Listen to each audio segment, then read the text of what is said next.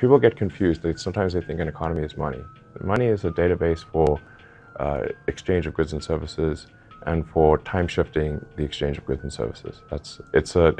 Money is a database. Money does not have power in and of itself. क्या तुम जानते हो जो पैसा तुम्हारे बैंक में है वो रियल लाइफ में एग्जिस्ट ही नहीं करता। तुम्हारे बैंक अकाउंट, सैलरी या सेविंग सब एक सिस्टम का हिस्सा है और ये सिस्टम तुम्हारी मदद के लिए नहीं बल्कि तुम्हें ट्रैप करने के लिए बनाया गया है ताकि इससे से ज्यादा पैसा बनाया जा सके और अमीर लोग और अमीर बनते रहें जबकि आम आदमी स्ट्रगल करता रहे। जिस बैंक में तुम अपना पैसा सेफ समझते हो वो खुद तुम्हारे पैसे का यूज करके बिलियंस कमा रहे हैं। अगर तुम इस वीडियो को पूरा देख कर सिस्टम समझ जाते हो तो तुम अपने आप को ऐसे ट्रैप से बचा लोगे जिसमें आज आम शख्स खुशी खुशी फंसता है और उसे पता भी नहीं चलता और तुम इस सिस्टम को चलाना भी सीख जाओगे।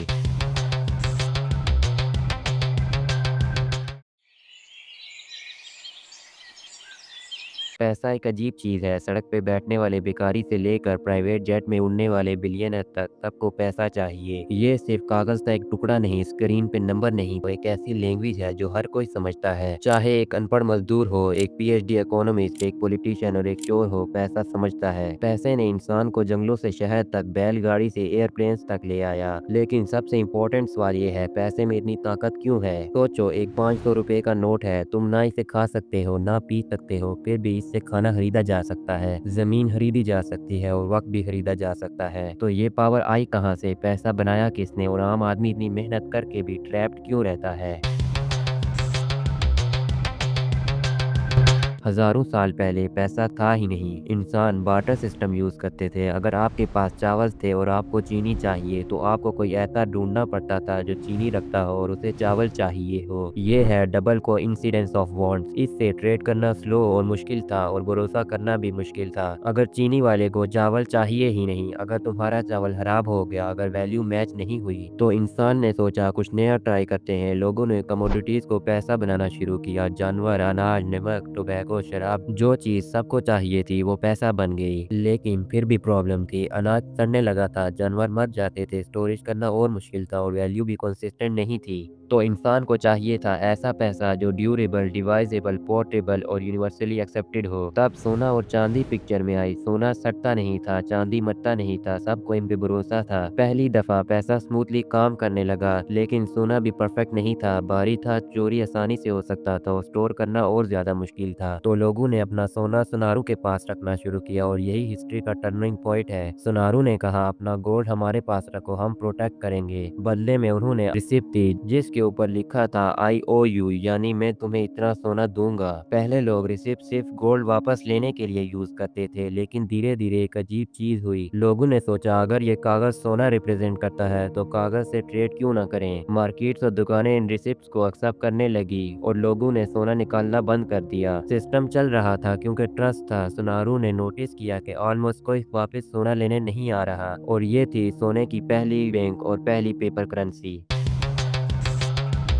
ज्यादातर लोग समझते हैं कि गवर्नमेंट पैसा प्रिंट करती है, लेकिन ये आधा सच है क्योंकि इसमें दो मेन प्लेयर्स हैं, सेंट्रल बैंक्स और commercial bank. Central banks interest rate control करते हैं और लिमिटेड पैसा ही प्रिंट करते हैं। ज्यादातर पैसा कमर्शियल बैंक्स डिजिटली क्रिएट करते हैं। पाकिस्तान, इंडिया और USA में सेम यही सिस्टम है। फॉर एग्जाम्पल, मान लो आप बैंक में 1000 रुपए डिपोजिट करते हो। बैंक आपका 1000 रुपया लॉकर में नहीं रखता। फ्रैक्शनल रिजर्व बैंकिंग के तहत सिर्फ 10% रिजर्व रखता है और बाकी 90% लोन दे देता है। मतलब 100 रुपए रिजर्व और 900 रुपया किसी और को। आप अपने बैंक बैलेंस चेक करते हो, 1000 रुपया दिखाई देता है और लोन लेने वाले को अपना बैलेंस 900 रुपया दिखाई देता है, जिससे टोटल परचेसिंग पावर 1900 हो जाती है और ये सिलसिला रिपीट होता है। 1000 रुपए से 10,000 वर्चुअल पैसा क्रिएट होता है। ये पैसा स्क्रीन और डेटा बेसिस में एग्जिस्ट करता है और कैश में इसका कोई वजूद नहीं होता। अगर 20 से 30% लोग एक साथ पैसा निकालें तो सिस्टम कोलैप्स हो जाता है।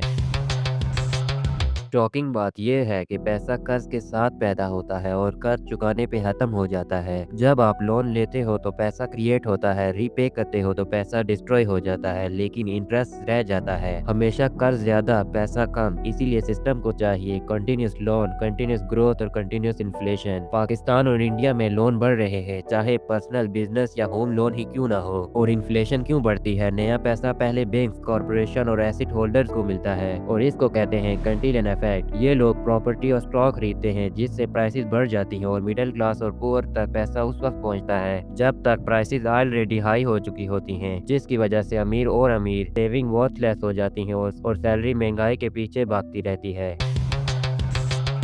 करेंसी सिर्फ ट्रस्ट बेस्ड कागज है और रियल वेल्थ सिर्फ gold, land, skills, knowledge, productivity और इथिक्स हैं। क्राइसिस और पेंडेमिक में सर्टिफिकेट वर्थलेस हो जाते हैं और ऐसी चीजों की वैल्यू बढ़ जाती है। हिस्ट्री में जब ट्रस्ट टूटा है तो करेंसी कोलैप्स हुई, जैसे रोमन एम्पायर, जिम्बाब्वे, श्रीलंका, जिससे बार्टर सिस्टम वापस आ गया और तबाही हुई। पैसा तब तक पावरफुल है जब तक लोग बिलीव करते हैं। अब जब तुम समझ गए हो कि पैसा सिर्फ एक टूल है, जिंदगी नहीं, और ये सिस्टम कैसे काम करता है, तुम्हारे पास अब नॉलेज है और नॉलेज ही असली पावर है। सिस्टम को समझो, अपने पैशन को समझो, अपनी लाइफ को समझो। रियल वेल्थ सिर्फ करेंसी में नहीं, तुम्हारे स्किल, नॉलेज और चॉइस में है। अगर तुम जानना चाहते हो कि कैसे जीरो से वेल्थ बिल्ड की जाती है तो कमेंट में मनी लिख दो। और आज की वीडियो को यहीं पर एंड करते हैं। Good bye.